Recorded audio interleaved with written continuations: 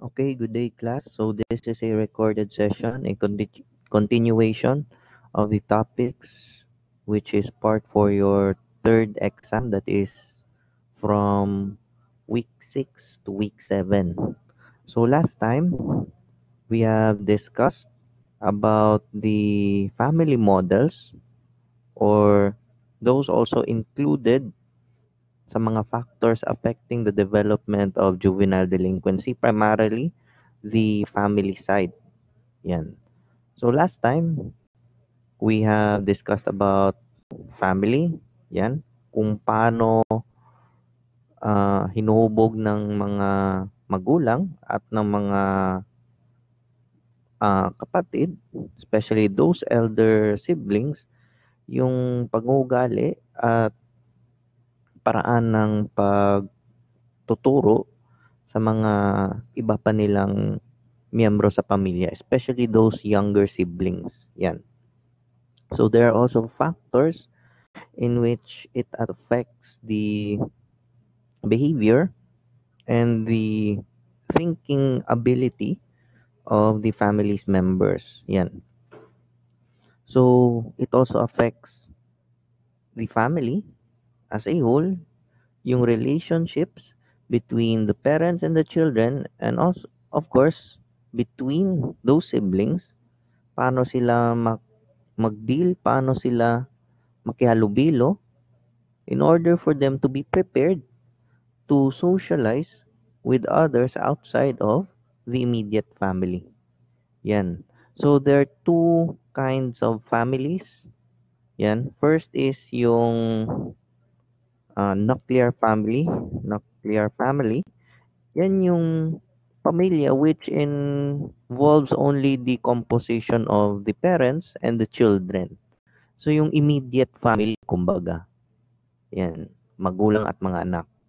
When we say extended family,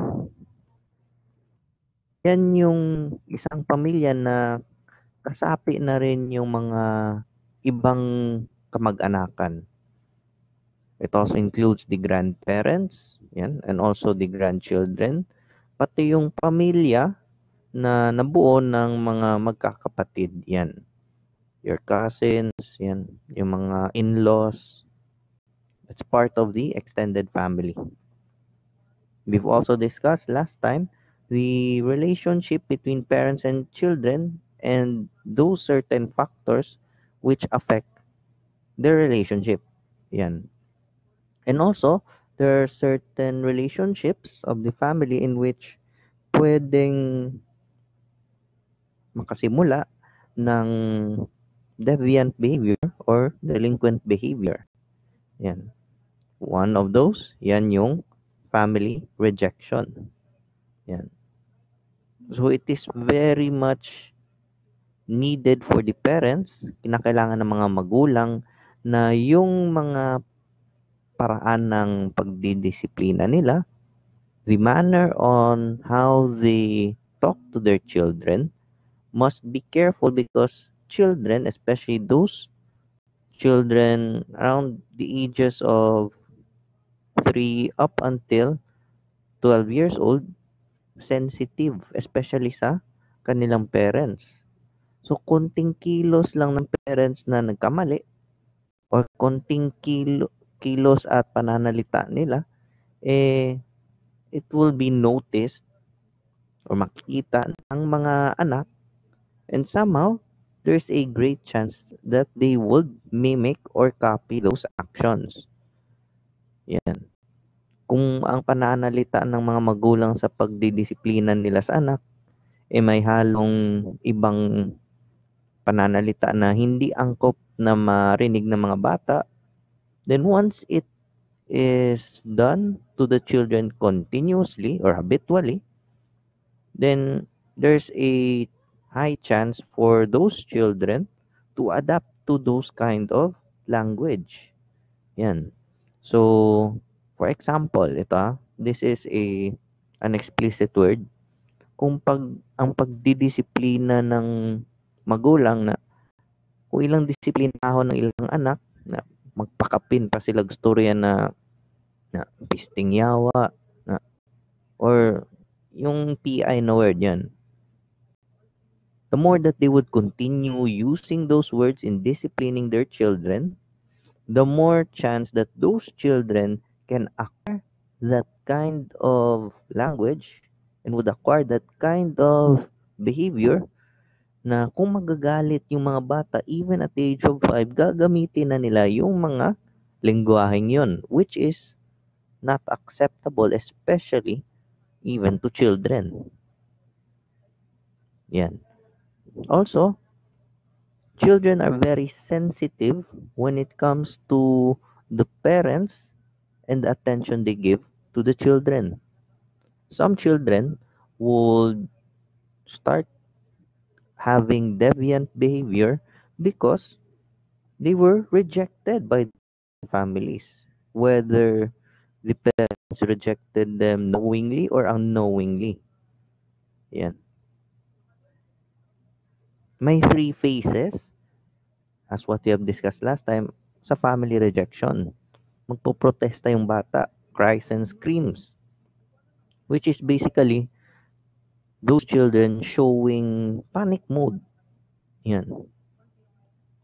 Especially when the parents leave. Yan. Sunod, despair. Katapos ng ilang araw, yung mga bata would somehow start developing that kind of reflex na magsasa sila ng kanilang thumbs. Yan.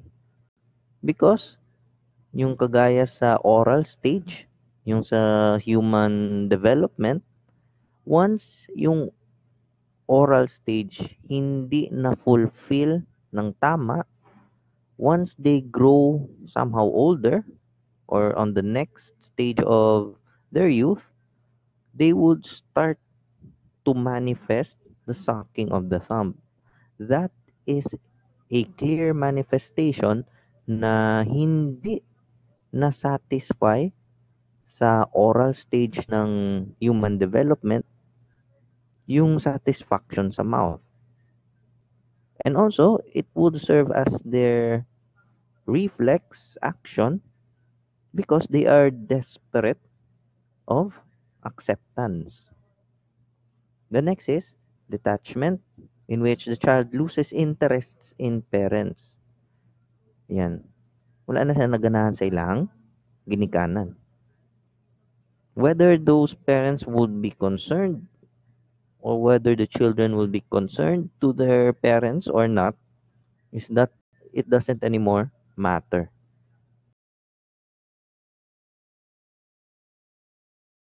Also, we have discussed last time about family models, yan, corporate model, yan, somehow like a private company kung saan may CEO at COO. And those children would serve as the staff. Yan. Sa corporate model, it is mainly the CEO running the show. He runs the profit motive. Sa team model, yan, more like a sports team. Yan, father is the head or the coach, while the mother is the chief trainer and would serve as the cheerleader. Yung magulang dito would serve as the higher echelon members of the team, while the players are the children. And their performance are constantly being monitored by the head coach or yung father, pati yung head trainer and cheerleader, yung nanay. And also, sa team model compared sa corporate model, the level of competition, not just against other families, against other children, but also between the siblings, is very high. To the point na hindi magkakaroon ng magandang pakikitungo yung magkakapatid. Because they were already inculcated, tinuruan sila ng kanilang mga magulang na winning is everything. Sunod, military model, somehow with the same concept as a battalion ng isang army unit or a military unit. Kung saan yung father would somehow become playing the general role, yan, or yung head ng unit. The mother would somehow be the nurse corps, and the children would be the grunts, o yung mga soldato, yung mga soldiers. Yan. Punishment is severe, somehow borderline severe. Sadism would be there also. Yung mga methods of punishment na somehow, compared sa modern period ngayon, it's somehow coming from the earlier generations. Na kung saan kinakailangan mo ng matauhan ang bata physically and also psychologically before na mabago niya yung sarili niya. Boarding school model. So, dito, the children who plays the role as dutiful students are those who would provide outputs and would also be guided sa training by the father who will serve as director or yung headmaster, and yung nanay who would serve as the counselor. So, monitor na yung emotion, yung academic performance, yung pakikipaghalubilo nila sa ibang tao, and of course, their health. So, monitor lang yun ng mga magulang, and because they are the parents, they seem to think they have nothing left to learn from their children. At tinuturuan na lang nila, ginaguide na lang nila yung kanilang mga anak. The next is theatrical model, kung saan yung setting is like a show or a theater show, kung saan may mga roles na predetermined, pre-assigned, and each member must perform the roles perfectly. Even if yung kanilang roles is predictable, but there is still that somehow need for them to perform at their best. Kasi kung hindi sila mag-perform, either the parent or the child or the children, then magkakaroon ng domino effect sa buong pamilya. That's part of theatrical model. Yan. We've also discussed about the quality of home. Yan. First is yung broken homes. Again, broken homes, it does not only include yung mga pamilya na naghiwalay yung mga magulang. It also includes those single parents and also includes those families na kung saan hindi naman naghiwalay yung mga magulang pero nawawalan na ng panahon, nawawalan na ng attention towards the children. Yung mga sobrang busy ang magulang or sobrang layo ng mga magulang na hindi na nila na aalagaan, hindi na nila na maintain yung magandang relasyon towards their children. So, rapod na karon sa mga pamilya na ay mga OFW parents, naiuban sa ilahan na siguro sa kalayo sa ilang ginatrabahuan, ang pag-amuma na kinahanglan sa mga anak, it is virtually given, pero yung physical na aspect, wala, kulang. So that can be considered a broken home once things within the family would come awry, or kung in other words, yung relationship would be sour, na pait ng relasyon. So today, I would be discussing about parenting styles. Yan. So first, authoritative parents or authoritative parents, please take note that they are warm but firm. Yan. They are not harsh, but once they implement rules and regulations within the family, yung mga standards na siniset nila, firm ang implementation. Because the parents who are authoritative has high expectations with the child's abilities, with the child's performance, at yung overall development ng bata. Yan. They want to be in control with the growth of the child as a whole. Yan. But also, aside from getting the control of their child's development, they also give a high regard sa independent development ng child and yung self-direction. Even if they're authoritative parents, they give freedom or independence to the child to choose the direction he or she would like to take in life. The thing with authoritative parents, yung responsibility nila na mag-guide, yung responsibility nila na i-monitor yung performance would be always constant. Also, with authoritative parents, please take note of these keywords. What they implement as rules and regulations sa mga children are rational and issue-oriented. Kumbaga, they want to solve the problem based on the issues surrounding the problem ng bata or ng pamilya.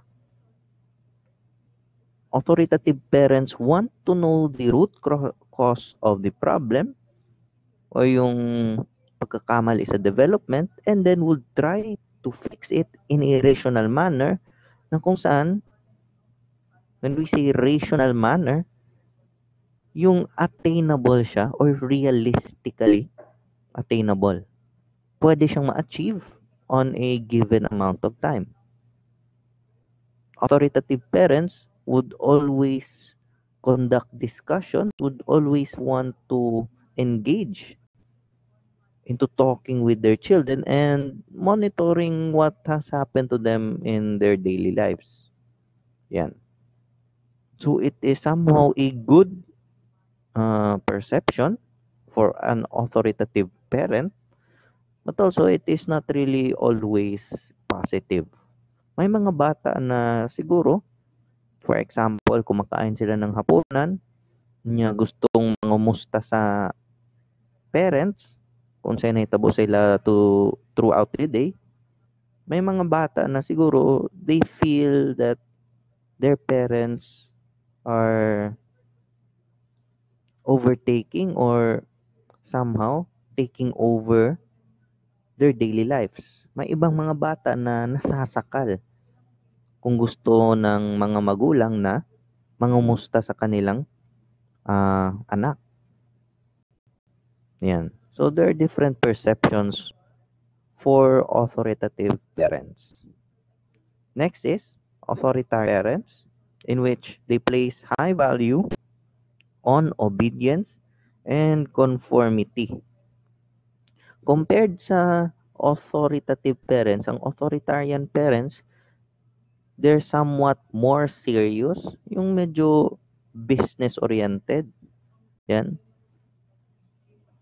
And the method of discipline that they would like to implement is much more punitive. Compared ito siguro sa military model ng family.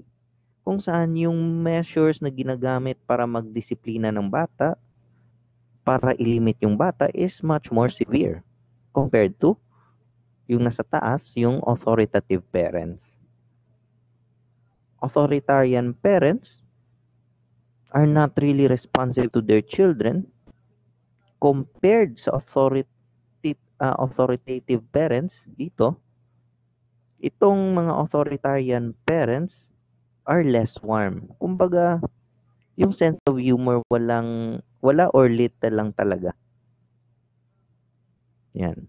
Yung support nila somehow in some families nandyan, pero they give the children the independence na kung anong gagawin nila, kung magkakamali sila, hayaan nila yung mga bata na matuto sa pagkakamali nila. Yan. There's little warmth, less guidance compared dito sa authoritative parents. Next are indulgent parents.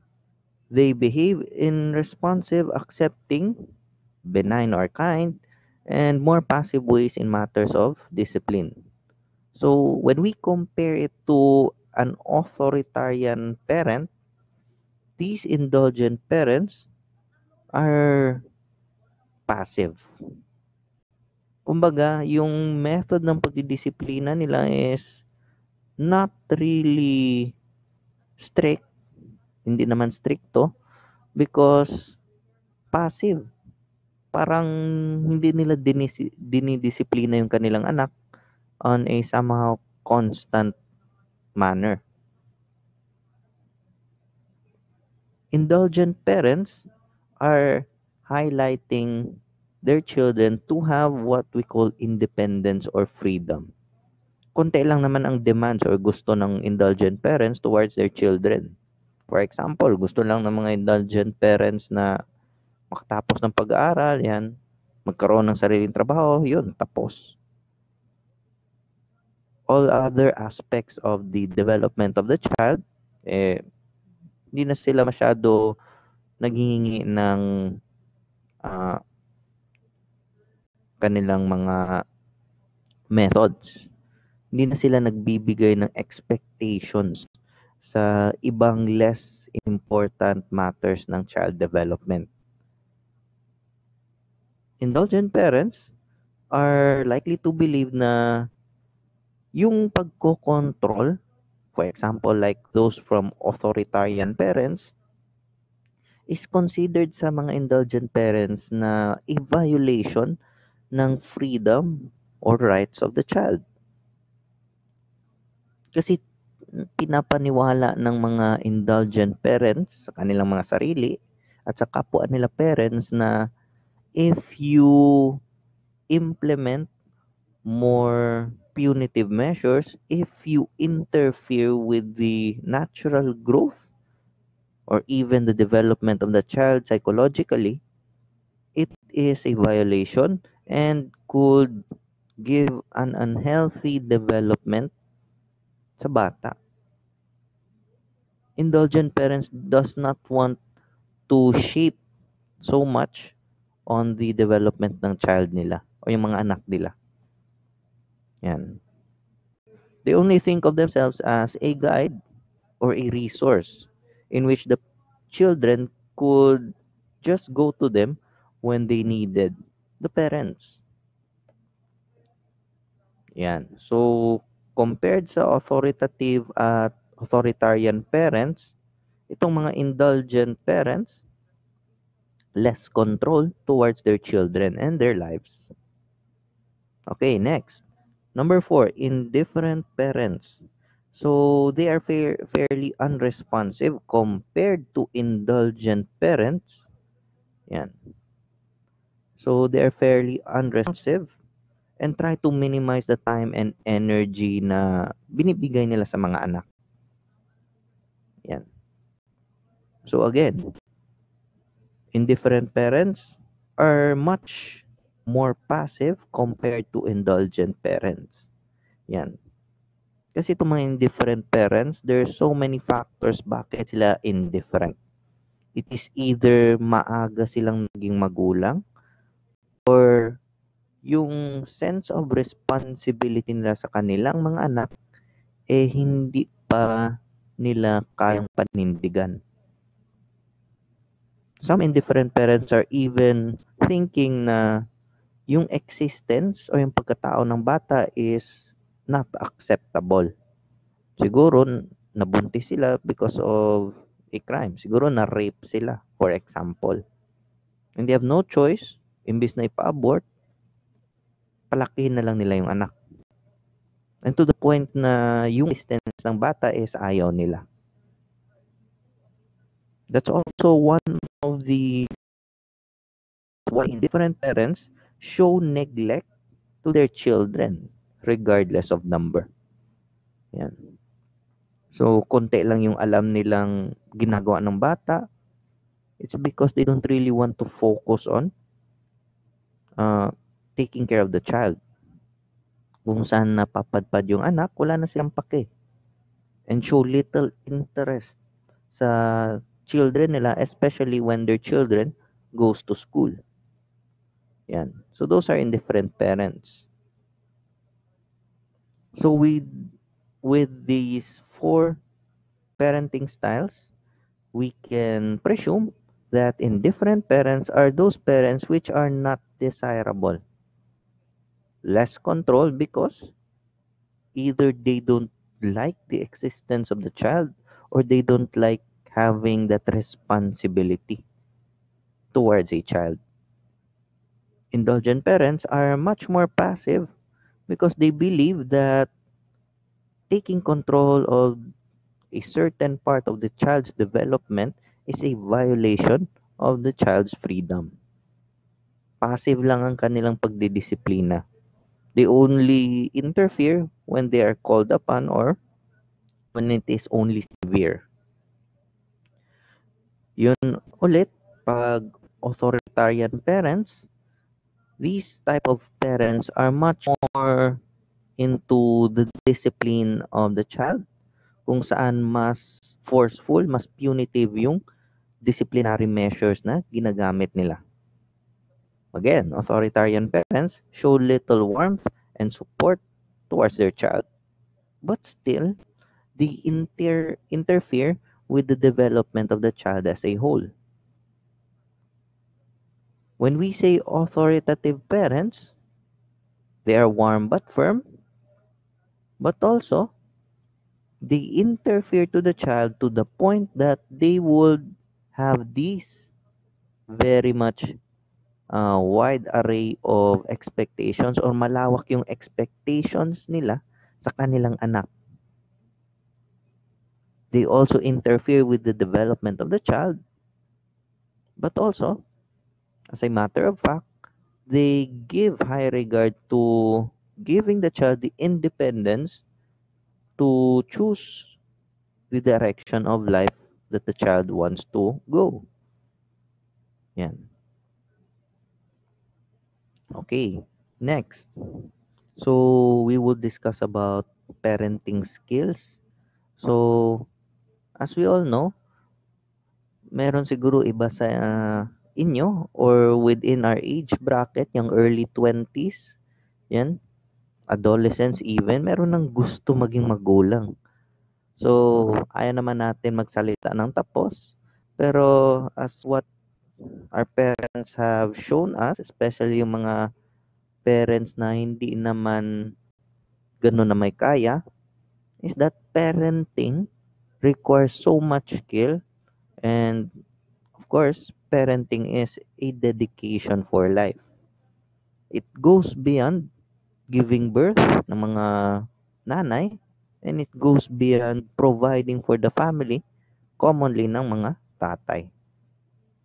So there are different parenting skills which a certain family or a certain mother and father could adapt for the development of their child. Yan. So, merong mga parents na siguro sa kanilang trabaho less yung attention na bibigay sa anak, and somehow yung guidance na nabibigay nila is not really into the groove or hindi naman nagja-jive towards what the child wanted to hear. Yan. So, there are two general views concerning family and delinquency. So let's proceed first. Alarmist view tayo. This is the belief that the family is very much in a serious condition. Kumbaga, ang keyword dito, parang nasa critical condition, di ba? Kung may alarm, it somehow signifies a critical condition. For short, sa alarmist view, the family relationship, the family condition is getting worse. Yan. So, there are 5 trends na gusto ipahiwatig ng mga naniniwala sa alarmist view. First is that marriage is something that fewer people want. Yan. So, it depends also on the culture ng bansa. It depends upon the upbringing ng parents at upbringing ng mga magiging mag-asawa. Yan. It's debatable. For example, sa Korea, yung mga nasa middle to high class ng kanilang society or even yung nasa poor class or lower class ng society, Koreans, yung South Koreans, believe that marrying is ideally within the range of 30 years old to somehow above 40 years old. Kasi sa kanila merong divorce. And somehow they want that the partners na kanilang mapipili is partners nila for life. Yung the one na talaga. Kasi ayaw nila na dumaan pa sa divorce. Kasi alam nila yung divorce sa kanilang bansa is a tiresome and very expensive process. That's why sa Korea, yung iba na sa kanila to the point na ayaw na nilang magpakasal. Yan. So ayaw na nilang magpakasal kasi na siguro ayaw na nila magmahal ng iba. Mahalin na lang nilang sarili nila. That's just a presumption. Next, being a housewife is something fewer women want. So this is basically true in most countries. Yan. For example, sa United States, merong mga feminists or even sexists na gusto ipaglaban yung equality between women and men. At kung saan, compared sa earlier centuries na kung saan yung mga babae servants lang, housewife lang, sa century ngayon or sa generation ngayon, they viewed that women is equally or are equally capable of doing what men can do. Yan. And because they don't want to just stay in the house and somehow be the caretaker of the house, be the caretaker of the children, gusto nila magtrabaho in order to provide not just only for themselves but also for the family. Kasi gusto nila na ang mga kababaihan is equal sa mga kalalakihan. Yan. Most sexists, yan, o yung feminists, would like to really defend na mas maraming kayang gawin ang mga kababaihan. For example, giving birth. Wala namang lalaki siguro na kayang manganak. That's for the women. That's for a female. That's a gift from God or kay Allah or kay Kibuloy. Yan. But because they are not just limited into giving birth, they are not just limited to taking care of the house, taking care of the husband, they also want to contribute to the family. Yan. That's why most women, especially in this time and age, ayaw na nila maging housewife lang. They want to be a wife, but they don't want to stay in the house. They want also to earn for themselves. Yan. So also, yung mga feminists, yan, pinaglalaban nila na kaya ng, yung mga kababaihan lang ang kayang mga anak. Pero meron din iba na siguro gustong ipaglaban rin na yes, equal ang mga lalaki at babae, pero meron din mga bagay na kayang gawin ng lalaki na hindi kayang gawin ng mga babae. Yan. So for example, kaya ba ng mga babae umihi ng sabay-sabay? 5 babae kaya bang umihi ng sabay-sabay sa isang container? No. Pero yung 5 lalaki kaya. Yan. So it is basically a status quo for this time and age that females are not already into that housewife material lamang. Kumbaga, strong, independent woman. Yan. Next, one of those trends sa alarmist view is that fewer people want a large number of children. Yan. So, that is a reality, especially ngayong century, yan, the 21st century na kung saan the cost of living and the prices of commodities are increasing. At the same time, yung mga kinakailangan i-comply ng isang pamilya toward the society is tumataas yung costs. Then, in order to save more money, in order to survive, in order to give the children a better future, ilimit nila yung number of children. Hindi tulad nung panahon na ang pananaw nila is that the more children you have, the more uh, offsprings, the more chances na yung pangalan nyo, yung angkan ninyo, lumago or dumami. Yan. Or some other siguro, pag mas maraming anak, it means mas maraming grasya. Yan yung pananaw nila up to the early stages ng 20th century. Yan. Up until the 80s or even 90s. Meron pang pananaw na yan. Pero ngayon, fewer people want a large number of children. Pero sir, bakit may mga pamilya ngayon na siyam, sampo, na 11 kabuok ang anak, 12 kabuok, na there are different variables. Siguro, wala nang magawa yung mga magulang. Wala na pastime ba? Or kung kanang wala na lingaw na buhat na lagbata na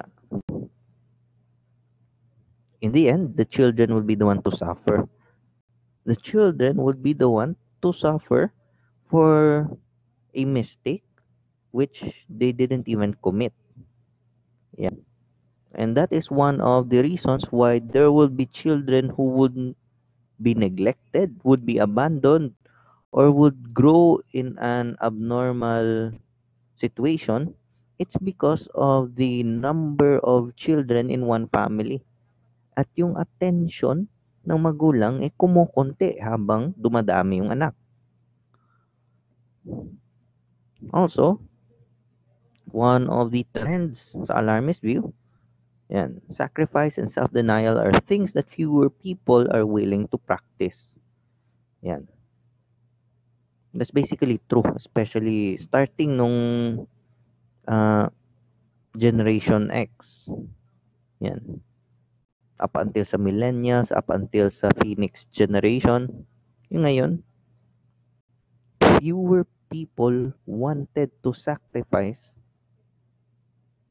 for themselves. Yan. Mas kakaunti ang gusto nilang isakripisyo. That is basically arguable. Pero somehow, yung gusto nilang isakripisyo are those na nahirapan silang isacrifice. Yan. One of those questions, career ba or love life? Yan. So, in reality, that's a very hard question. Whether you're a male or a female, sacrifice for career compared to sacrifice for love life, mas konti ang mga taong gusto harapin yang question na yan. Yung katanungang yan, mas kukonti ng gustong harapin. Next, hedonism and self-fulfillment are things that fewer people are pursuing. This is basically arguable because meron pa rin mga tao ngayon or even mga kabataan ngayon na ang habol lang is pleasure. Yan. I'll give you an example. There are children in our age bracket, whether sa millennials or sa generation na yung Phoenix generation, yung makabagong henerasyon, because of social media, because of wanting to be accepted by the people or the public, mas maraming mga kabataan ang somehow gumagawa ng bagay because of hedonism. Yan. Siguro gusto nila ng attention or gusto nila ng acceptance. Mas mas pinofocus nila yung number ng likes, number ng hearts, number ng comments compared sa totoong meaning ng buhay. Yan. Of course, children does not need to be pressured. But the pressure actually is that may mga kabataan ngayon na nabubuhay na lang sa social media. They only wanted pleasure. But what if everything falls down? Anong backup mo? Yan. So, again, reality would always strike. And reality strikes when you are at your weakest. Yan. So, more people are actually, in reality, turning to hedonism. Siguro to satisfy their pleasures, their inner desires. Pero sa alarmist view, tinitingnan ng mga alarmists ng hedonism and self-fulfillment, kakaunti na lang ng mga tao ang gustong makamit. Yan. That's according to the alarmists. Yan. So, let's proceed to their proposals. Dito tayo. Proposals ng mga alarmists. First, the family should revert to the traditional reform. Yan. Yung historically acceptable pagbabago ng pamilya. Also, parents should provide role models, should show authority and supervision, and also they must show that they are already in control of the family. That is what is expected to the parents. Yan. Because if the parents could not be those role models, those good role models, if the parents could not exercise authority and supervision, if the parents could not control the way of life of the family, then the children might turn into illegal drugs, sexual experimentation, for example. Wala pa ko kabuntis, try daw na ako. Na, base hindi ay. Yan, curiosity, yan. But actually, that's just infatuation. And also, children might turn into serious delinquency, violent crimes, crimes against other people, inflicting damage to property, disobedience to authority, defiance to authority. Those children might turn to those if the parents themselves could not get a hold of their children. Samot na kung daghang anak sa isa ka pamilya. Okay, so that is for the alarmist view.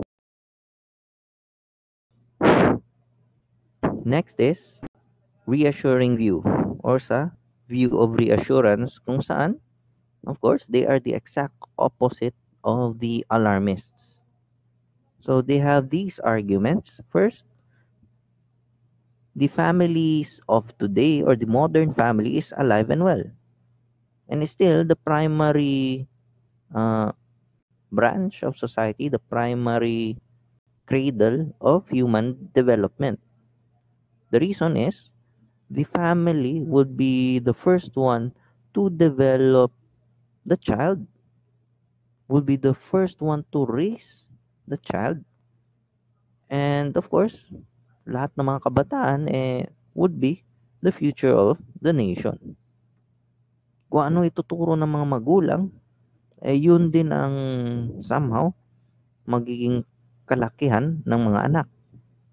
And if yung tinuro ng mga magulang is not the right one, then ano na mangyayari sa kinabukasan ng bayan?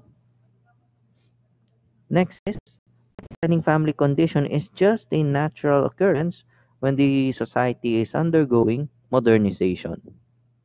This is basically true. Yan. Sa reality. Yan. Kung ang kondisyon ng pamilya ay somehow may mga panahon na yung relationship ng pamilya is declining, may panahon din na tumataas or nagiging maayos, it is a natural consequence. Natural lang yan. Because, for the reason that the world itself is constantly modernizing. Yan. During our time, yan, yung panahon namin, yung nasa high school kami,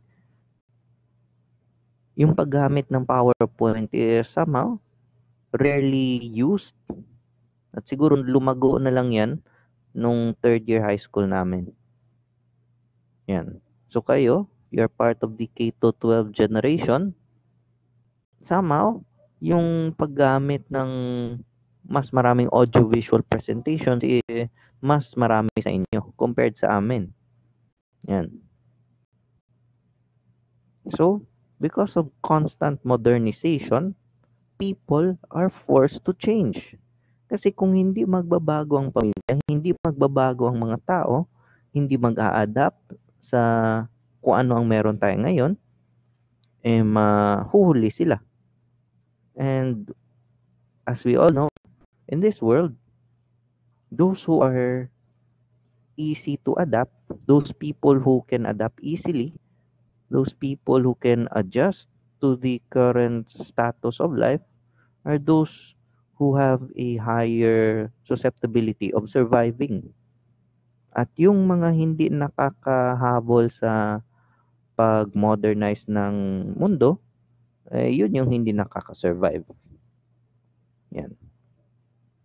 Also, one of their arguments, a reassuring view, the family condition would eventually improve as soon as the society's economy will stabilize. Again, for me, in reality, this is a truth. Totoo ito. Kasi yung kondisyon ng pamilya, if may enough na pera yung pamilya, may trabaho yung mga magulang, and somehow, soon after, the children would have their own jobs. Once they have their own jobs, once the economy is stabilized, then yung tinatawag na purchasing power ng isang pamilya at ng isang tao, mas lumalaki. And of course, once marami kang pera, or yung purchasing power ninyo is mas malago, then you can not just buy only for your needs, but also for your wants. So, mas maraming tao ang kayang gampanan yun. Also, in the reassuring view, they have also highlighted child abuse. Yan. So, what is child abuse? It is defined as the causing or permitting any harmful or yan, any other harmful act or omission which fails to nurture or fails in the upbringing of a child or the children. Yan. So, napakaraming types of child abuse. Again, all of those could be an act or omission which fails to nurture the upbringing or fails to nurture the children as a whole. So, one of those types of child abuse, yan, physical child abuse. This is very much common. The act of deliberately inflicting physical injuries on a child. Yan, for example, ginalatigo na nimo, na ginagamitan nimo ah punching bagay mong anak, na you're kicking your child, you're shaking your child, kana murag kanang niyuyug-yug mo yung bata. Yan. You're beating your child physically. That is obviously physical abuse. Regardless of intention, regardless of the parent, whether it's a mother or a father doing it, as long as it is deemed inappropriate, especially to the child's age, then that is part of physical child abuse. Next is emotional maltreatment or yung psychological child abuse. Of course, this is not physical, but yung mga sinasabi ng mga magulang, yung sinasabi ng ibang mga mas nakatatanda, once it affects the way of thinking of a child, then that is part of psychological or emotional child abuse. It's maltreatment. For example, um, kinukutya mo yung bata or the way you discipline the child is by using harsh words. Yan. Sabihin mo, putang ina sa bata. It basically says, or yung sa logic ng, yung logical process, puta pala yung anak. O yung puta pala yung nanay ng anak. Yan. Pasensya na sa language, but in logical perspective, the word, yan, yung PI, it is considered a form of psychological child abuse, even if the intention of the parent or the elder person is to correct the wrongdoings of a child or yung mga pagkakamali ng bata. Yan. Or for example, na sinabi mo sa bata na wa kay pulos. Sino bang tao ang mahilig ah, masabihan ng ganun? Ganahan ka, ingnan ka ana, wa kay pulos. Kung tayo na nasa adolescent period, somehow we could take that. But children could not take that. Yan. Also included sa emotional or psychological child abuse, constant scolding and ridiculing. Yan. Kadalihok ng sa bata na siyagitan nimo na that's emotional maltreatment na or kanang ingno nimo ang imong anak na piste na piste pa jud yawa pa jud na wala na lang jud naghuna-una ang ginikanan na sila pud ito. So that's part of emotional maltreatment. I'm not saying na kailangan maging soft ng magulang talaga. Ang gusto lang ipahiwatig ng concept dito is that the disciplining of the child must be appropriate to the misdemeanor that he or she committed or to the age of the child. Yan. Especially with those parents na parang mga sundalo, parang mga pulis magdisiplina. Unsa na imong bata kadete na bundak-bundakan nimo, na ingno nimo, sumbago nimo. Na, kasi yung mga bata, once they constantly hear that kind of maltreatment, most of them magiging immune or masasanay to the point na kahit sino pang magsabi niyan sa kanila na sumbagon sila, di na sila mo likay, di na sila mahadlok. Imbes, musukol na pud na sila. It could lead to deviant behavior. Next is child neglect. It is the failure to provide for the child's basic needs. Basically, neglecting the child, either physical, educational, or emotional well-being. If it is neglected, then that's part of child abuse. Yan. First, physical neglect. Hindi mo binibigyan ng appropriate needs such as food, clothing, yung bata. It also includes yung medical care. That's physical neglect. Educational neglect, hindi mo pinapaaral ang anak mo or yung bata intentionally. Yan. Or, it also includes na kinukonsente mo yung bata na palaging mag-absent. That's educational neglect. When we say psychological neglect, includes the lack of emotional support for the child. Yan. Hindi mo hindi mo binibisita yung anak mo, hindi mo inaalagaan yung anak mo, and you're even showing to the child yung mga vices na ginagawa ng mga matatanda. Yan. So that is part of psychological neglect. Sexual child abuse, it is any act of maliciously molesting the child sexually. Yan. So whether the act is attempted, whether the act is consummated, that's still part of sexual child abuse. Yan. For example, yung mga pedophiles, yung mga matatanda, ginagamit yung bata for explicit contents, yan. Hinihimas yung mismong vagina ng bata. Yan. Especially those 10 years olds, 7 years olds. Tapos yung nagpo-fondle ng genitals, mga 50 years old, 40 years old, yan. Also includes rape. Merong mga bata na, or even minors, mga 15, 16, 17 years old, na mga kababaihan na nabubuntis ng hindi nila gusto because they were raped. There was even one instance sa Tagum, nakadroga tong construction worker. Nakakita siya bata, I think around 1 year old or 2 years old na bata.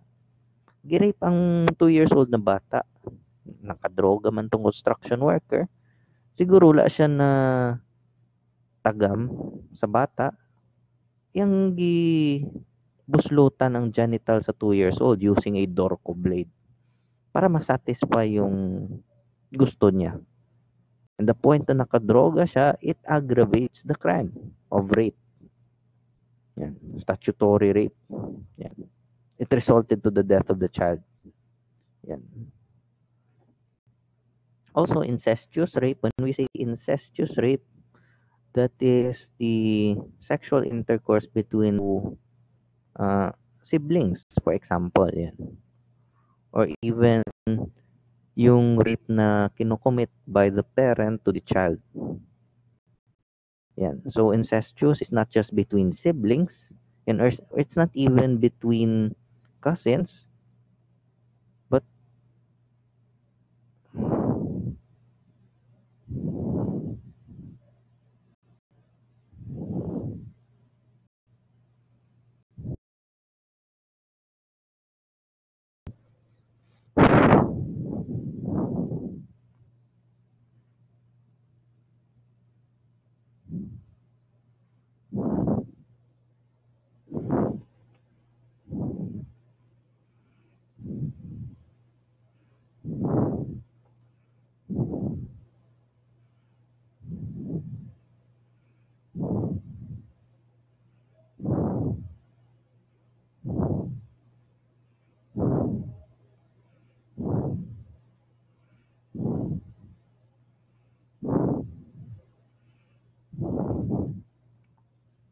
yun again. So, the incestuous rape is not just between siblings, it is not just between the parent and the child, but also includes rape or sexual intercourse, yan, carnal knowledge between two cousins or two relatives.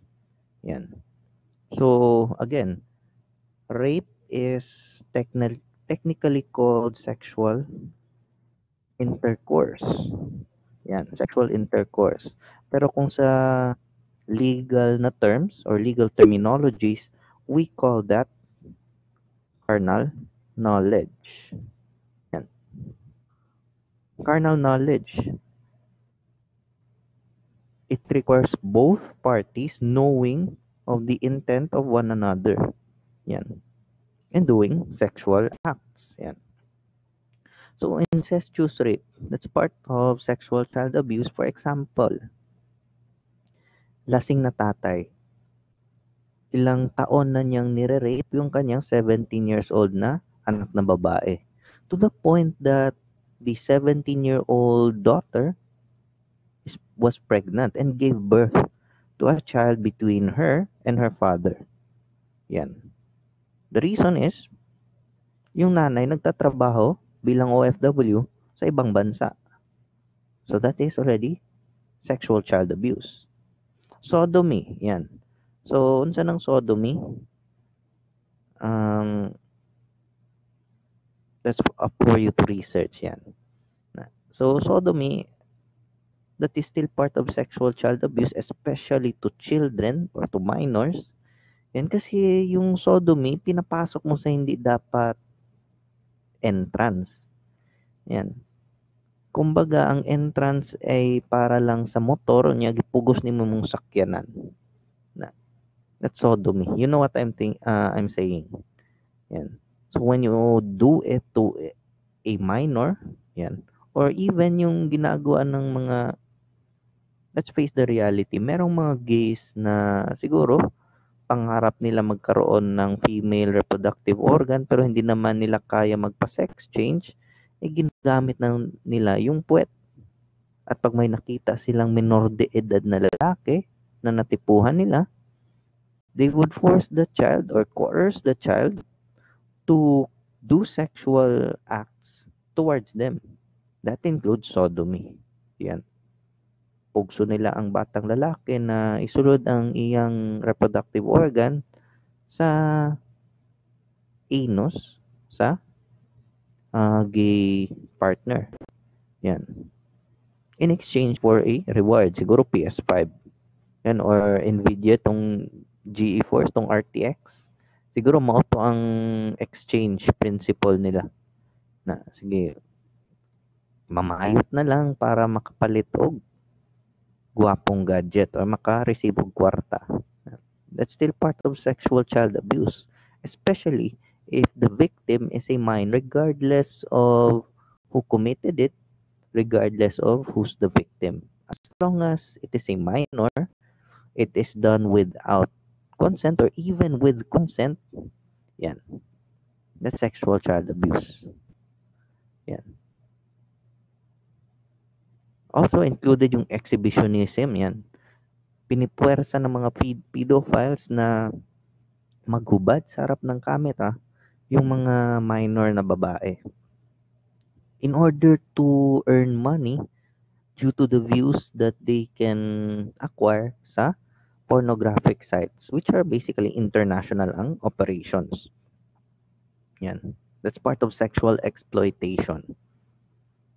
Also included dito, hindi lang nalagay, it's part of rape, pero I'll just need to highlight this. It is yung tinatawag na statutory rape. Yan. You raped a minor. Whether the minor consented to it or not, as long as the other half is a minor, di yung taong nasa adult age is guilty or somehow would be prosecuted for statutory rape. Yan. Reclusion perpetua pa rin yan. So that is a violation of a law. Okay? So, aside from the types of child abuse, there are also the typologies of child abusers. Yan. First, nandito yung mga mentally disordered abusers. These are people or persons who has a defective mental ability. Yan, due to mental difficulties. Yan. Next is parental incompetent abuser. These abusers are those people who practice disciplining the child the way they were disciplined in the past. Kung yung pamamaraan ng pagdisiplina sa kanila nung bata sila somehow harsh, yung i-inflict nilang pagdidisiplina sa kanilang magiging anak would also be harsh or even worse, somehow the same to how they were disciplined. Yan. Parentally incompetent. Next is yung situational abuser.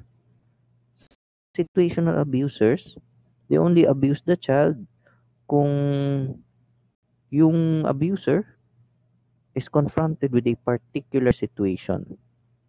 Yan. So, it really depends on the situation. May certain situations na magiging abusive sila. May certain situations na somehow passive.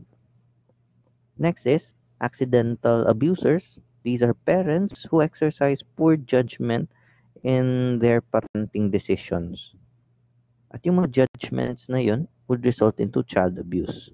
For example, sa sobrang hirap ng buhay, the parents nag-decide na lang na yung kanilang mga anak, dahil wala silang pangkain araw-araw, mamalimos na lang. As a parent, that is one of the things you really must not do. Kasi yung mga bata, kung gamitin mo yung mga bata para manlimos, that's a form of child abuse. Yan, that's child neglect. Pinipuwersa mo silang gumawa ng bagay na hindi naman nila dapat ginagawa. And because of situation na meron sila, for example, yun, nasa laylayan talaga sila ng lipunan, they have no choice because they cannot even provide food 3 times a day. So, yung lahat ng anak nila, ginawa nila nilang mga namamalimos sa kalsada. Na, so, that is an accidental abuser.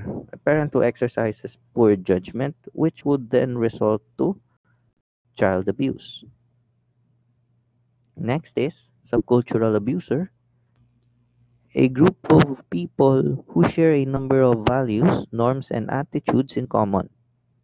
So, they're not generally accidental or dahil sa mga external factors, but basically, those methods of disciplining, those methods of abusing their children is somehow the same because they have acquired it from other subcultures, from other uh, members of the society.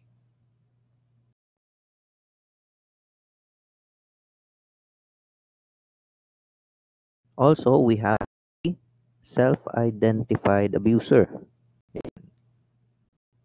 These are parents who are abusive, but some of them would want to stop the abuse they want to commit sa kanilang mga anak. Yan.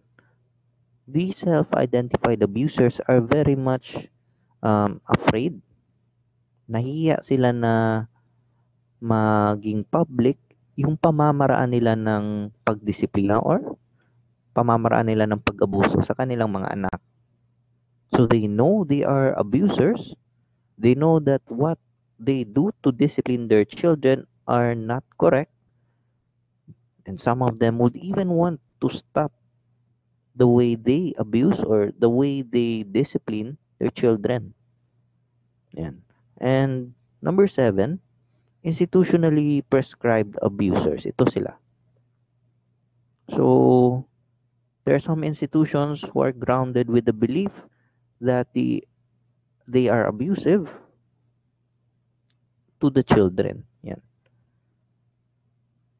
Their method of abuse is not as grave or not as punitive compared to the self-identified abusers and yung mga um, subcultural abusers, but because their way of disciplining is somehow acceptable but not really legal, and their beliefs are somehow twisted, makes them somehow prescribed or institutionally prescribed.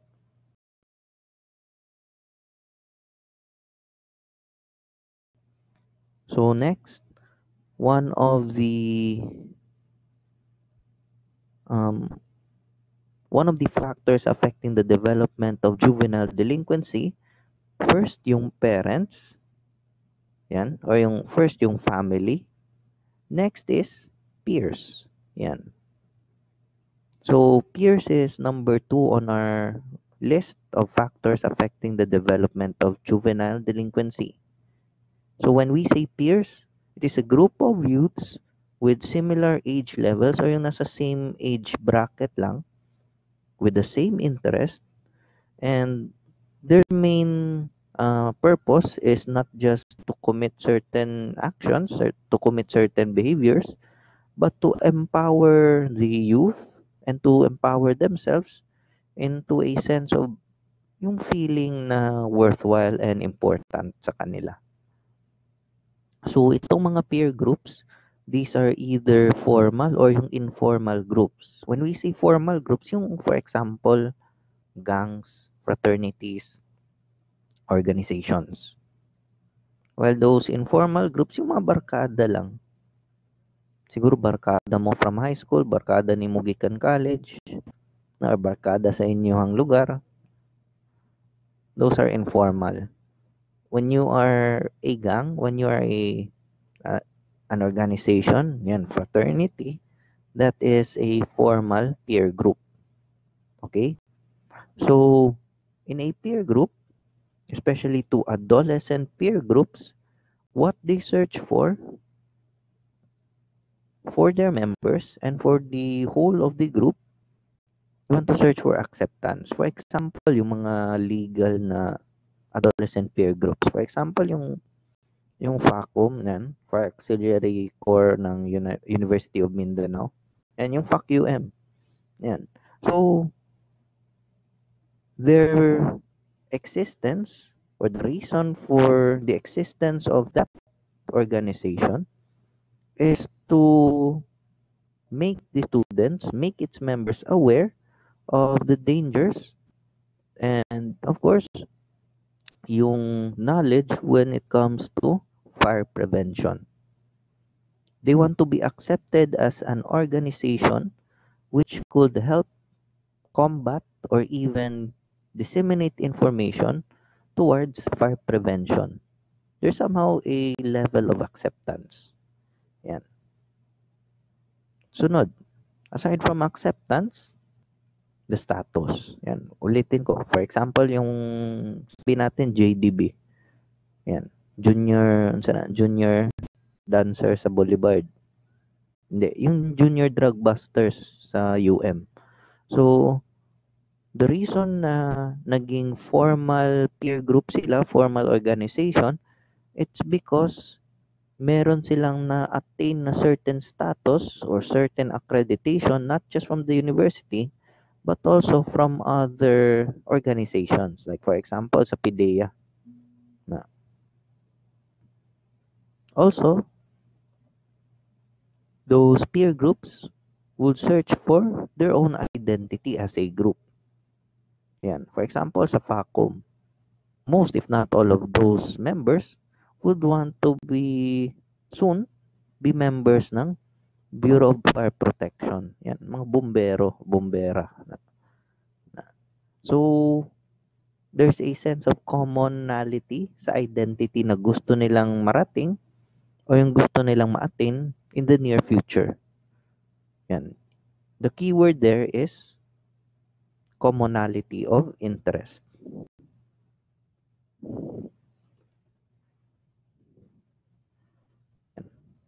Commonality of interest. Iisa yung minimitin nila. Iisa lang yung pangarap nila. And of course, those adolescent peer groups would search for the meaning not just of their organization but also of themselves and their lives. Ano bang silbi nila sa mundo? How would they bridge themselves to adulthood? Ayan. So those are the things search for formal or informal peer groups, especially during the adolescent or early adulthood period. Yan. So, one of those examples ng peer groups are gangs. Yan. These are group of youths or groups of youth who collectively engage in delinquent behaviors. So, yung mga ginagawa ng gangs are not really acceptable sa norms ng society. To the point that most of their actions are considered felonies, offenses, or misdemeanors against the law. Yan. But there's a difference between gangs, yung gang delinquency, from group delinquency. So we'll discuss that. First is group delinquency. Pag sinabi natin group delinquency, it consists of a short-lived alliance. Again, short-lived alliance created to commit a certain crime. So, group delinquency, iisa or kakaunti lang yung mga krimen or delinquent behaviors na gagawin nila. Common actions they commit, for example, mag-riot lang. Siguro, grupo sila na ang organization nila is only built for a short period at ang kanilang goal lang is to exert a violent act towards another group. And once maging successful sila, then magbulag sila. Yan. Randomly disperse themselves. When we say gang delinquency, it is a long-lived complex structure or complex organization in which the members, including the leadership, has identifiable actions, has sort of traditions, and also a definite number of uh, crimes that they would commit. Sa gang delinquency, may leadership, may membership, may mga ritual, may mga traditions.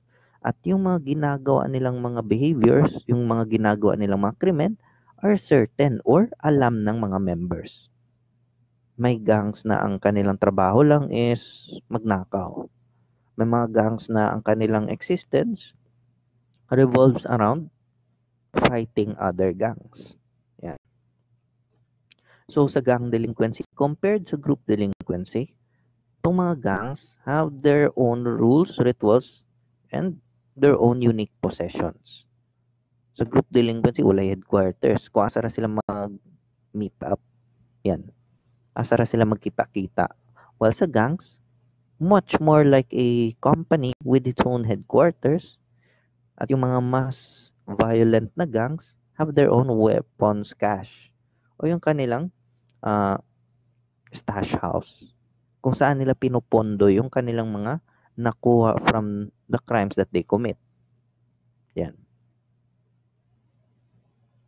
So there are other definitions of the gangs. I will just show this to you. Yan, yung tatlo. So you can read it. I would then proceed to the types of gangs. Yan. Dito tayo sa types of gangs. First is social gang. So a social gang is involved in few delinquent activities. Konti lang or even isa lang na delinquent behavior or delinquent act ang kanilang ginagawa. Yan. So there's little drug use. There are little instances of using marijuana or even alcohol. Yan. And membership is more interested in the social aspects of group behavior. Yan. Sunod, party thrasher. When we see party thrashers, yan, it concentrates on drug use and sales. Kumbaga, mas nagiging business-like ang organization na to or gang na ito. Their delinquent behaviors are much more diverse. Mas maraming delinquent behavior silang ginagawa compared sa social gang except yung pag-vandalize. Kasi yung mga party trashers na ito, ang tingin nila sa vandalism is a non-profitable and lowly behavior na dapat nararapat lang sa mga social gangs. Yan. So next, serious delinquent gangs. So these gangs or these kind of gangs are engaged in serious delinquent behavior, much serious than party trashers to the point that drug use and violence is common. Itong mga serious delinquent gangs, the members, even though they are minors, capable ng pumatay. And yung kanilang profit from drug use or from snatching or from yung hold up is much larger yung income. Much larger yung nakukuha nilang mga gang. Yan. Alangan naman, you already included violence in your acts. So, it is much more serious. Next. So, next is organized gang. They are heavily involved in criminality and illegal drug operations. So, itong mga organized gangs, they are much more referred to as what we call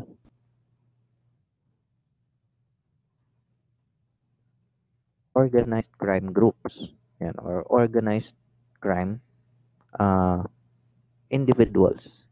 Kasi dito, When we say organized crime gangs, they are composed of two or more people with the same intention of committing deviant or criminal behavior, and they use a systematic approach, a systematic relationship towards their members, and commit much more violent criminal acts compared to those na mga serious delinquent gangs. Compared sa mga serious delinquent gangs, itong mga organized gangs or organized criminal groups, eh, parang hapunan na nila or kana, breakfast, paniud tuog, panihapon na nila ang violence. Na normal na lang sa ila na nay mamatay sa ila o napod sila mapatay. Yan. Sa organized gangs kasi, hina-highlight nitong mga organized gangs yung first is yung structure ng grupo nila. Mas tight ang structure, mas organized. Sunod, ang mga organized gangs, their primary goal is yan, money. Or yung primary goal nila is profit from illegal activities. Profit from illegal activities. And how do you expand your profit? You need to control over certain territories.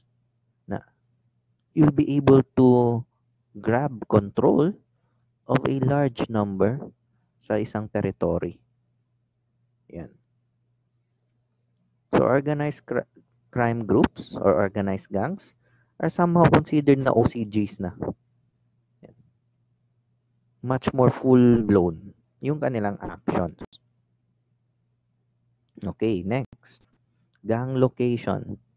So gang location with regards to how they operate, where they operate, and ano yung mga krimen na gagawin nila on a certain location.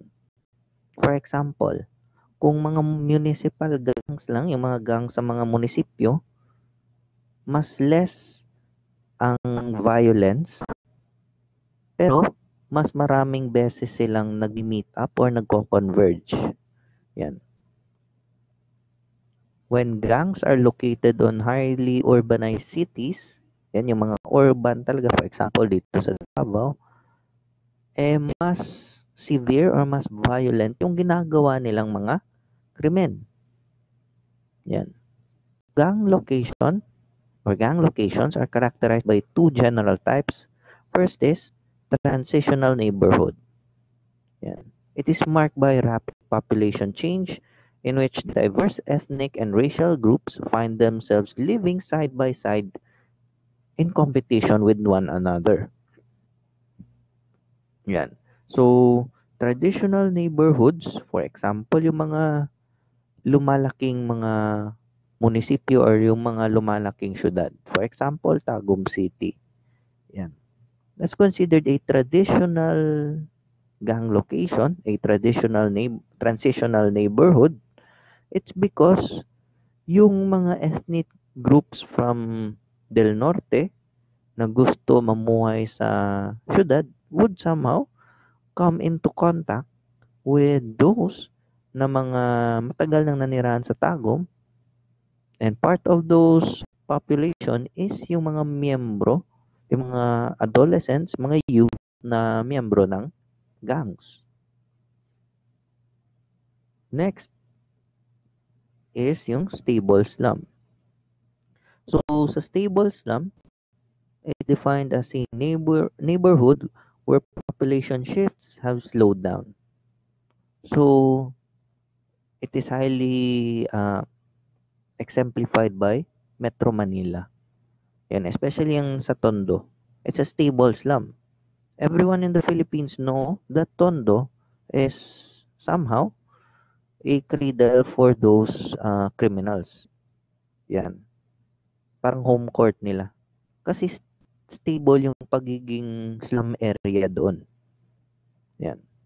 So the population is somewhat higher than transitional neighborhoods, and because there is a large population, the gang members and the gangs inside there, yung mga cluster ng gangs doon, are much more structured, much larger, and that their resistance to law enforcement or to authority is much more prevalent. Mas pinapakita nila na ayaw nila sa otoridad.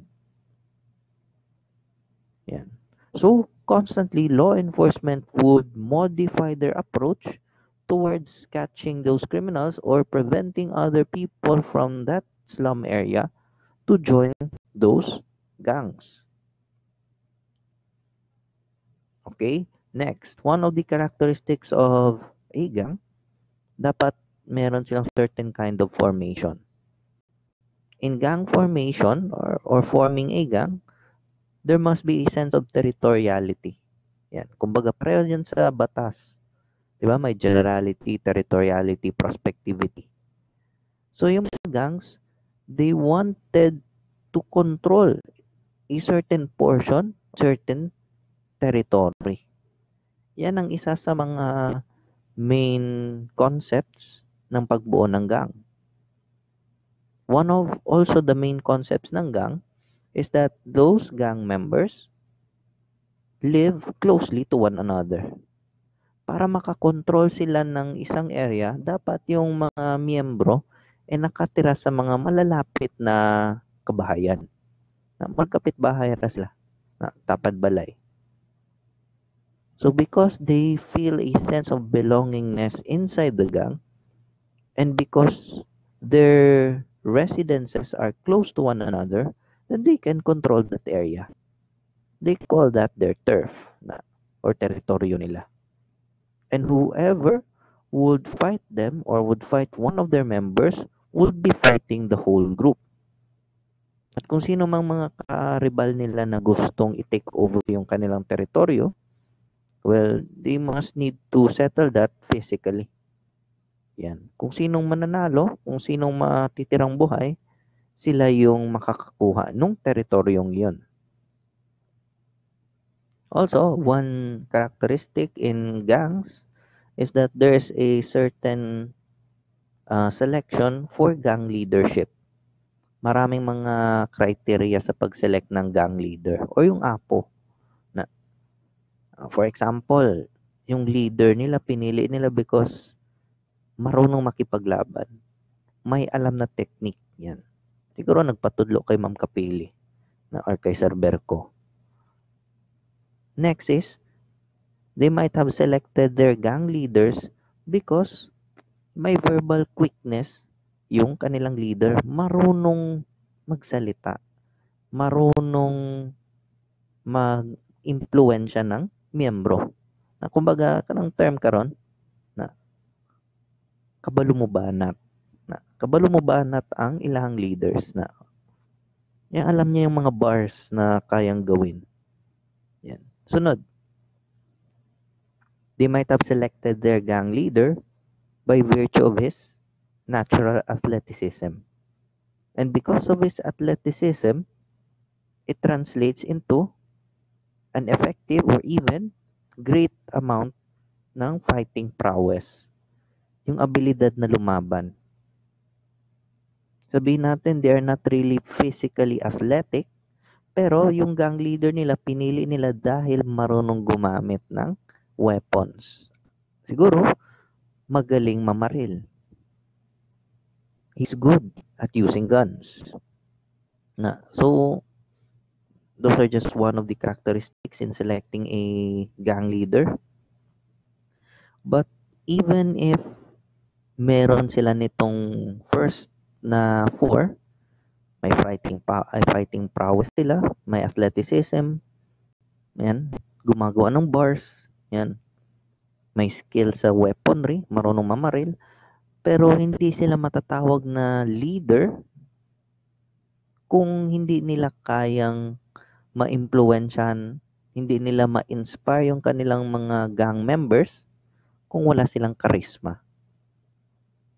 Yan. So that is one key in gang leadership.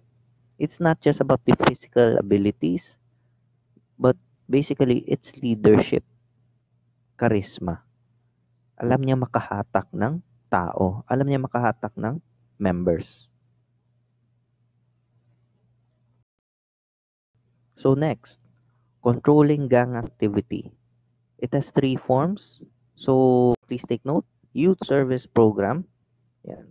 So yung mga kapulisan during youth service program, usually ang mga members nito, mga kapulisan from the Women's and Children Protection Desk ng presinto or other specially assigned policemen who would go to those gang controlled areas and would try to influence the youth to get back on the proper course of life.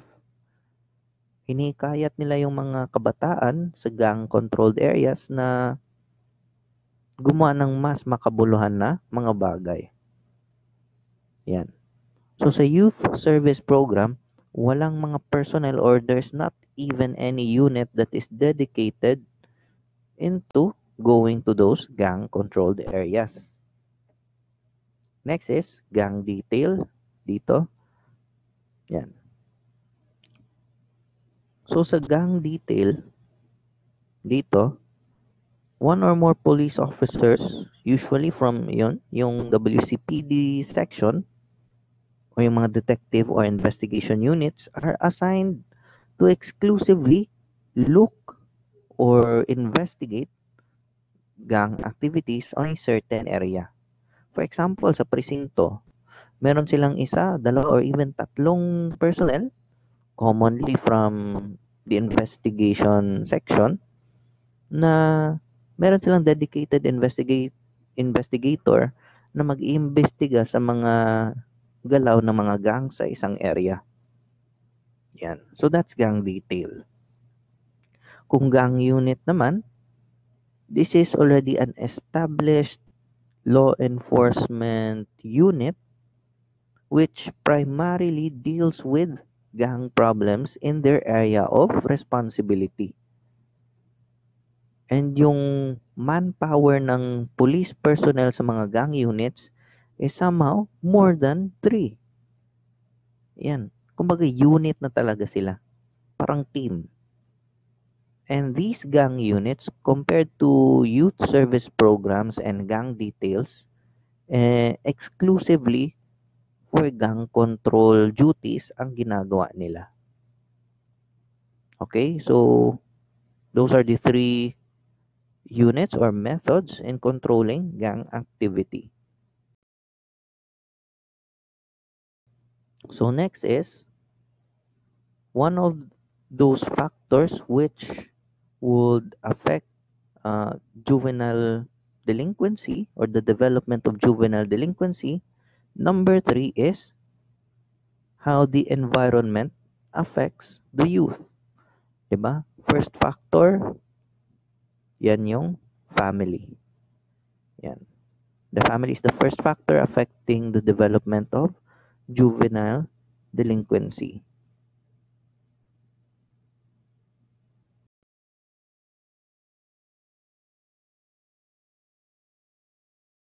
The next factor which affects the development of juvenile delinquency are peers. Yan. O yung grupo, yung mga kaibigan. And the next factor, the third one, yung sinabi ko, environment. It's very important na yung mismong environment na ginagalawan ng mga youth is free from crimes, free from drugs, and free from influence ng mga adults or even other juveniles from other areas na kung saan hinikayat na gumawa ng delinquent behavior.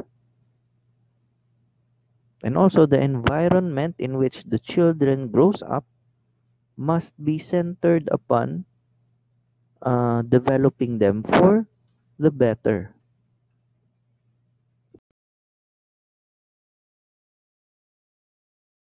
So in the environment, there are possible influences in order for the environment of the youth to be much more better and to refrain them from committing deviant or delinquent behavior. So yan, dapat yung environment, there would be less or no associations existing with criminal groups or walang gangs na nag-exist or kokonti lang ang gangs na nag-exist sa isang area. Sunod, alcoholism and addiction is less or minimal or hindi napapakita sa mga kabataan. Also, the impulse of fear not just to the children but to their parents, mas kakaunti yung takot nila na lumabas ng bahay. And dapat yung environment na ganyan, the environment itself must be free of fear. Also, the crime-inducing situation that cause criminalistic tendencies are much more less. Or kung mas maganda pa, walang mga crime-inducing situations na nag-exist sa isang area.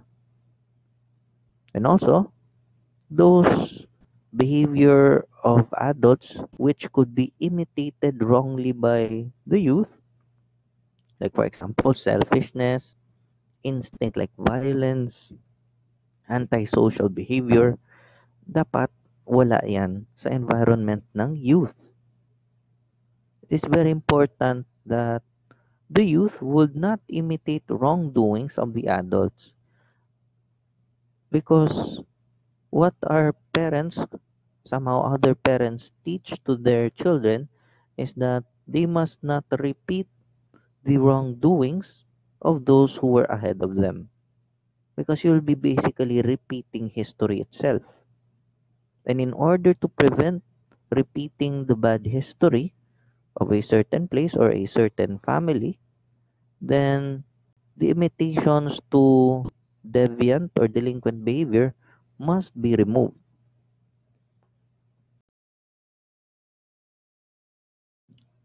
So the fourth factor which affect the development of juvenile behavior, school. Of course, this is the second environment after the home, after the house, after the family, in which the child would be active. Because the school, unlike the family, is a public instrument. The main purpose of school is to teach and to train young people not just with their academics but basically good manners and right conduct towards others and towards themselves. Yan. So merong mga kagamitan, may mga subjects, may mga bagay na tinuturo ang mga teachers sa loob ng eskwelahan which influences the child to do better use of his or her talents or to develop his or her talents and use it fruitfully. Yan. But as we all know, the performance of children in school is not, hindi naman talaga pareho. Yan. Hindi naman pareho yung pag-iisip or yung method of understanding ng bawat estudyante. So, their academic performance could somehow affect not just their behavior, but also their tendency of committing delinquent behavior. Yan. So this is a common situation not just in the Philippines but also in other countries, for example, the United States, in which students who are chronically underachieving or those who are constantly underachieving in class are the most likely to develop delinquent behavior because somehow during the course of their failures in school, those children who are at risk to be delinquents would find school failure as a strong predictor of being a delinquent. Yan. And also, because of other external factors such as yung economic status ng kanilang pamilya, yung barkada na kung saan sila sumasama could also aggravate the delinquency of a certain child in school.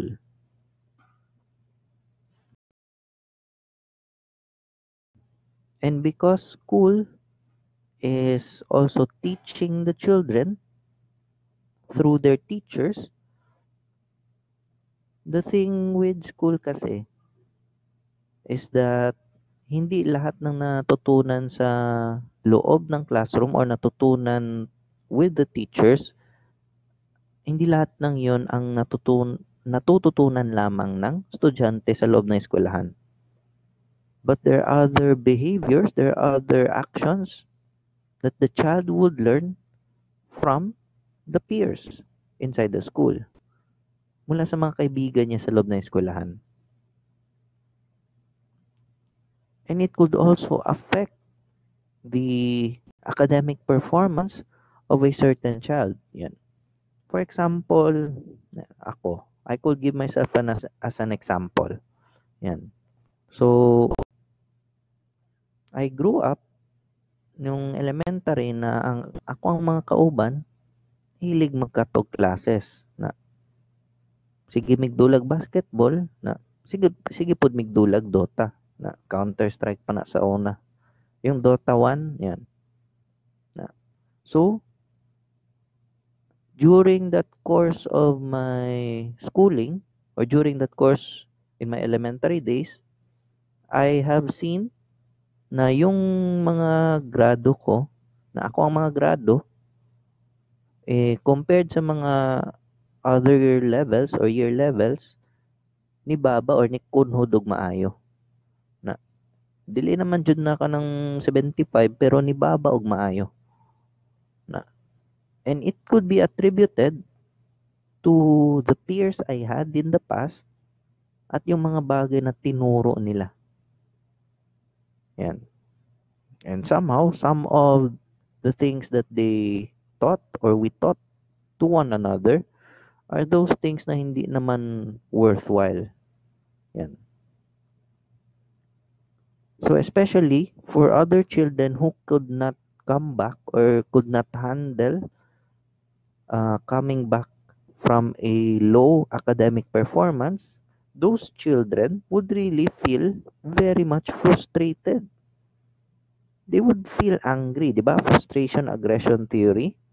From being frustrated, it could result into an aggressive behavior, starting from being just angry to very much devourment.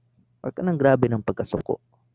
Children who fall in school would also feel rejected. Tungod kay mubo ang ilang grado.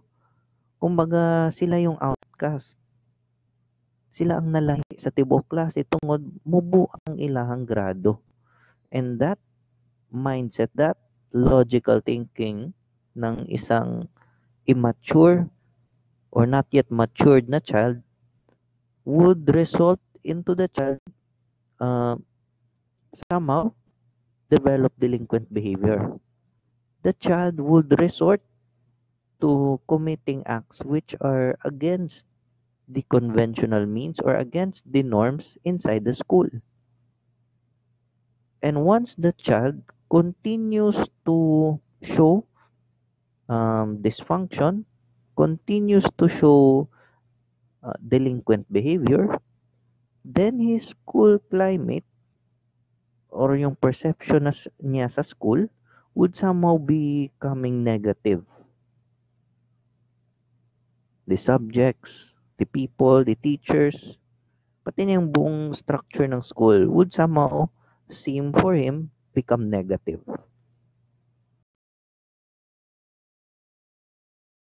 Also, the fifth factor which affects the development of juvenile delinquency as of this 21st century, ito ang isa sa pinakamalaking factors ng pag-influence ng mga kabataan sa kanilang mga ginagawa ngayon or even to their behavior today.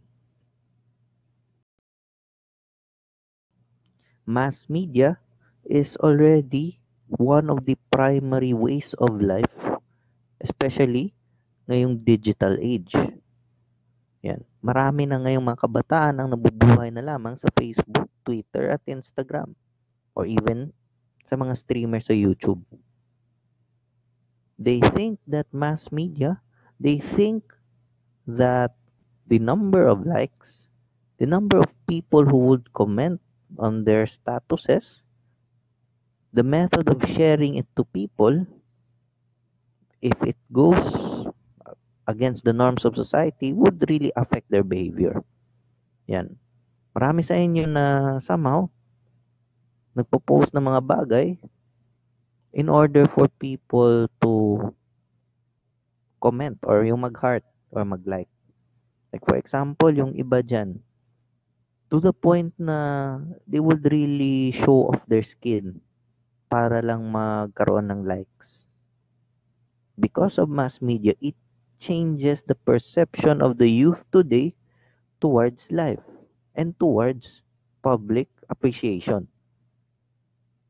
Also, yung mga pinapakitang mga movies, mga pinapakitang mga palabas would somehow, because of their popularity, would promote either the right amount of justice in society or the wrong amount of justice in society. Like for example, si Coco Martin sa Ang Probinsyano. It just shows somehow lahat ng makakalaban niya matatalo niya. Yan. The battle between the good and the bad. The cult of heroes. Imagine mo, kahit anong baril ng mga kalaban, hindi talaga siya natatamaan. Hindi rin siya naubusan ng bala. Na, 'di ba? Tandaan niyo, naka-uniform ng GOA or yung naka-blue dress blues yung si Cardo. Tapos kaunti lang naman yung magazine na dala niya, pero bakit parang lampas 16 ng balang ginamit niya? 'Di ba? Di katuuhan. Yan. There are also movies who demonstrate violent acts and excite the spectators. Yan. So, because of that excitement by the spectators, they would somehow translate those inner feelings. They would transfer the mindset of those characters in the movies towards real life situations. Yeah. And they use those as motivation to push themselves or to push their individual lives just as the same in real life. Like for example, yung mga nakikita niyong superheroes, yan, sa talent nila, mga kakayahan nila, ita-translate niyan sa totoong buhay. That's good if you can use it as a positive inspiration. Pero paano yung mga negative na pinapakita? There are also negative perceptions from movies or from mass media in which the public, especially the youth, would be able to absorb and would inflict or would show to real life. Like for example, yung tandaan niyo yung show, yung si Nasha Aguas ba yun? Batang Ama. Yan. So, it promotes teenage pregnancy. Yan. Even if hindi sa kanya yung anak, pero it somehow shows na pinapublicize yung teenage pregnancy. Yan. Again, this is a free world. You can do what you want. But if what you're doing is already an oppression to others, if what you're doing is somehow above the norms or beyond the norms of society, then it is not within the norms of society. Yan. Because may mass media, yung mga nakikita, naririnig, at nararamdaman ng mga bata would leave a lasting effect and would create that sort of imagination towards the child, especially those children sa early childhood phase.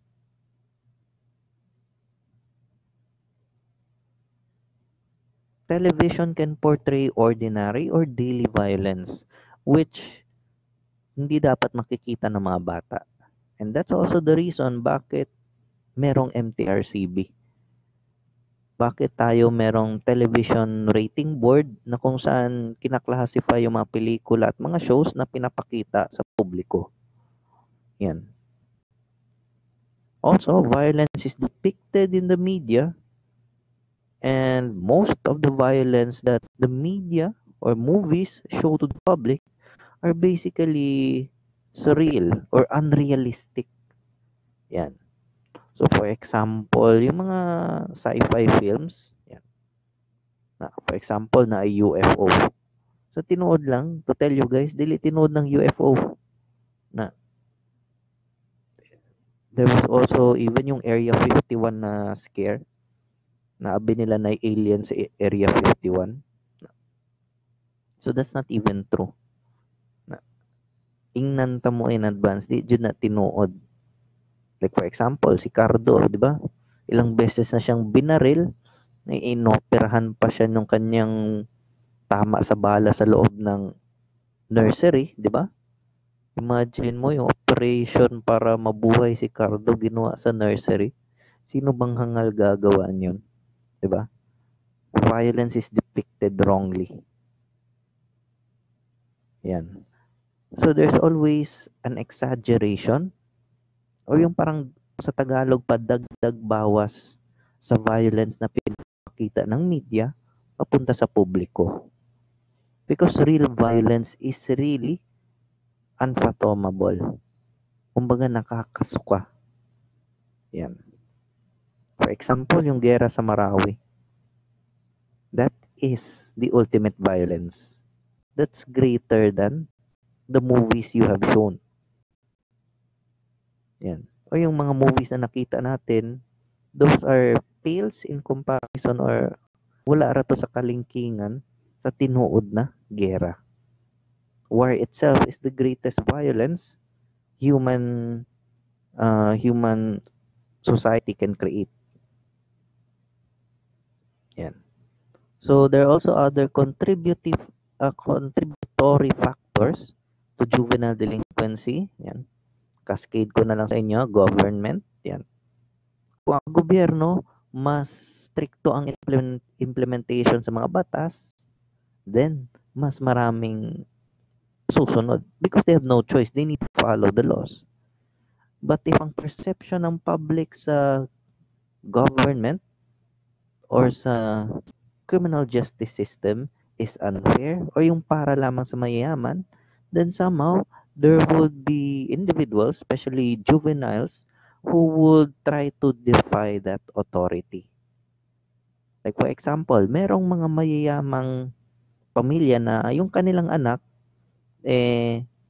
gagawa ng mga paglabag sa batas because they know na mayaman sila at kaya nilang lusutan yung batas. Pero meron naman ding iba na mga kabataan na dahil sa kasalatan and dahil nakikita nila na hindi patas yung hustisya, then they will try to defy or i-challenge nila yung gobyerno because of unfair treatment. Also, other contributory factors, religion.